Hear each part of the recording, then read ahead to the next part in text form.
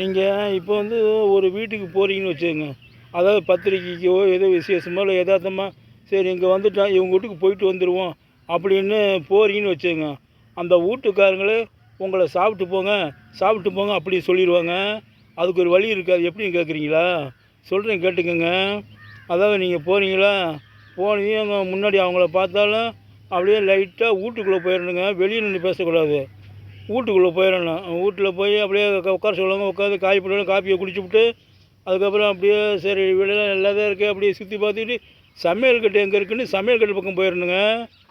சமையல் கட்டுலாம் நல்லா தான் கட்டியிருக்கீங்களே, நல்லா கடப்புக்கல் போட்டு அலமாரியெல்லாம் நல்லா தான் இருக்குது அப்படின்னு சொல்லிக்கிட்டே அப்படியே அந்த சோத்து பானையை பார்க்கணும்.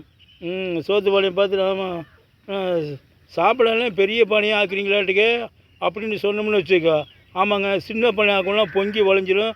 அதுக்காக நாங்கள் எப்போதும் பெரிய பானையாக ஆக்குவோம். சோறுலாம் நிறையா ஆக்கிடுவாங்க. சோறு கம்மியாலாம் ஆக்க மாட்டோம். சோறு நிறையா ஆக்கிடுவாங்க அப்படின்னு சொல்லுவாங்க. அதுக்கப்புறம் சரி சரி நல்லா தான் இருக்கேன் வெளியே வந்தீங்கன்னு வச்சுக்க. சரி நான் போயிட்டு வரேங்க அப்படின்னு சொன்னீங்கன்னு வச்சுக்கோங்க. இல்லை இருங்க சாப்பிட்டு போங்க இல்லை சாப்பிட்டு போங்கம்பாங்க.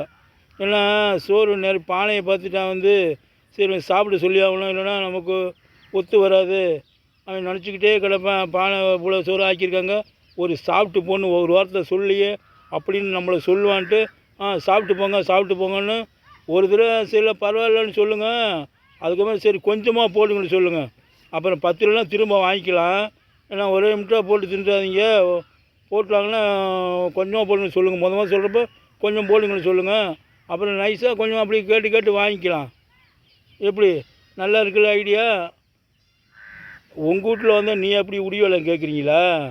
இல்லைங்க எங்கள் வீட்டில் வந்து சீட்டு விடுங்க. ஹாஸ்பிட்டலில் சீட்டு ஒரே வெயில் எடுக்கும்.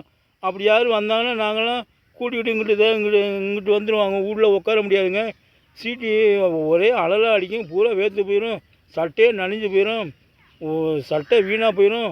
வாங்க அங்கிட்டு போய் காத்தோட்டம் உட்காந்து பேசும்னு இந்த பக்கம் கூட்டி வந்துடுவாங்க. நாங்கள் பாருங்க இந்த பக்கம் இங்கிட்டு கூட்டி வந்துடுவாங்க. இங்கிட்டு தென்னம்பெல்லாம் மரமெல்லாம் நிறையா இருக்குது. காத்தோட்டமாக இங்கிட்டு கூட்டிகிட்டு வந்துடுவாங்க. எப்படி ஐடியா நல்லா இருக்கா? நல்லா இருக்குது. நீ பொழைச்சிக்கோடா அப்படிங்கிறீங்களா? பிடிச்சிருந்தா சப்ஸ்கிரைப் பண்ணுங்கள், லைக் பண்ணுங்கள். பாய், தேங்க்யூ.